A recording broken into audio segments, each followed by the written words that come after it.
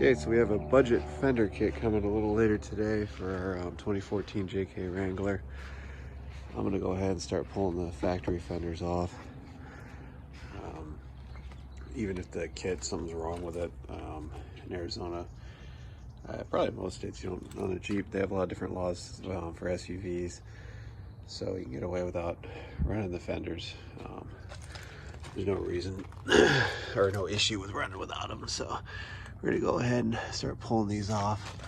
Looks like we got some pop clips inside. This is the rear fender.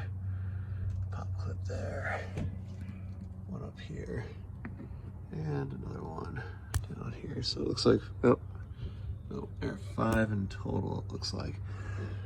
Actually, there's another guy down there. I missed that one. So 6 pop clips on the rear. And then this whole edge is just held in with these cheesy little clips. So there's no actual screws or anything holding in the rear. On the front, I believe there are some actual, yeah, well, that's the liner, but there's some bolts in here. See right there, that's on the actual fender flare right there. There's a bolt. I'm gonna take it all out. I believe I can reuse the liner with the flares, which would be nice. And I'm taking a look at it. I'm not sure though.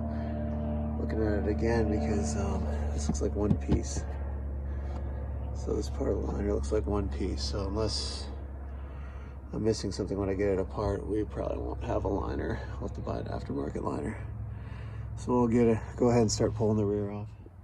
Once you have those 6 pop clips, or actually not pop clips, they're these horrible tree, I don't know if clip is the right term, but these horrible tree posts. These things are terrible to get out. Anyway, that's what the 6 ones are in the inner liner.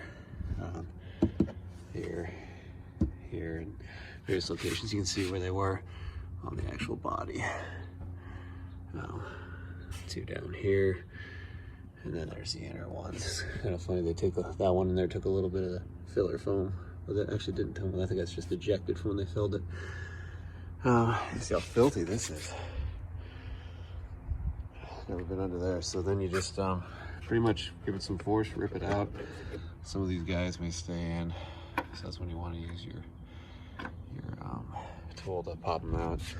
So to get the tree ones out, I suggest a metal removal tool, but to get the guys out near the paint, even though your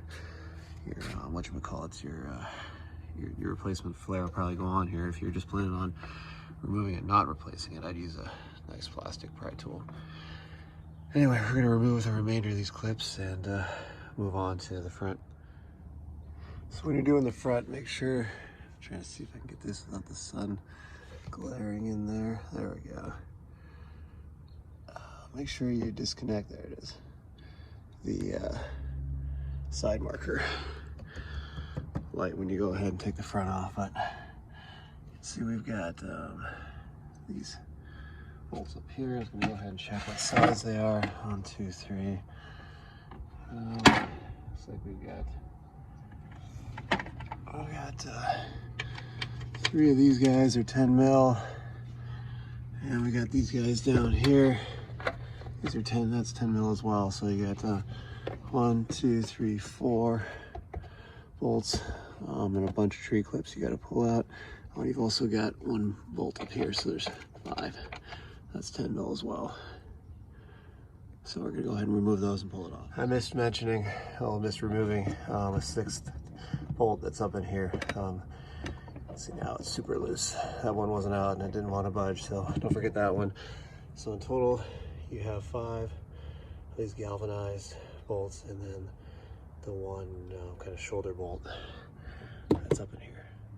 Careful when you're doing the final pull of the fender, because the side marker light extension is still connected. So you go ahead and remove it from here. You could try to kludge it back in, or depending on your local laws, you can just leave it disconnected and wrap this up and stow it. So if you're not going to go ahead and buy an aftermarket inner liner, you can see that leaves quite a bit of stuff exposed. I got some large electrical connections there, a bunch of harnesses, your O2 sensor. So what we can go ahead and do is basically cut this inner liner along these lines. So I'm essentially going to take this line, bring it all the way back. I can draw the line in the dirt from here all the way down. Cut it in here, and then you still have these mounting points. And we may be able to reuse that to mount it, and then we'll have some protection with no extra cost. So to reuse the stock inner liner, you're going to have to get creative. The hardware that held it in originally mounted into the hard plastic portion of the fender flare, so it's not going to work, but the upper mounts for the fender flare will work fine. Problem is these holes are too big for the washers. So what I ended up doing is just taking some of the residual liner, cutting it into little squares, drill a hole through it, and fills it in perfectly. So that pretty much holds it up here. You can tuck this corner in. That's not going to go anywhere, but got to deal with this still. So the options are to take a self-tapping screw and run it in to sheet metal in there. I don't know, I don't really want to put any holes in it. I may try to find a way to clip it to this portion of the frame. We'll see how it goes. Okay, so we figured out a way to get this tightened in. This is an extra hole you don't need. Just trying to figure out options, but what I ended up doing is drilling 2 holes in the lower portion. I'd say it's about inch-ish, inch and a half maybe up from the bottom. Just gonna have to take a look at what you have and figure out what's going to work, and then I routed the zip tie around the body mount area, tightened it up, and works pretty good. Keep it from flapping. You know, you got good protection on everything. And what I had an old isolator mount from a shifter base from a different car that I used to fill the gaps. You'll have a gap on this kind of collared or shouldered bolt, so you're going to want to fill it with something. So yeah, a little bit of ingenuity and you'll get there. These work pretty good. Let's see if I can get them in frame. It's hard to see with all the glare I have right now, but just a chunk from the liner, and it's pretty secure. Tucking this guy in with everybody else in holds pretty good.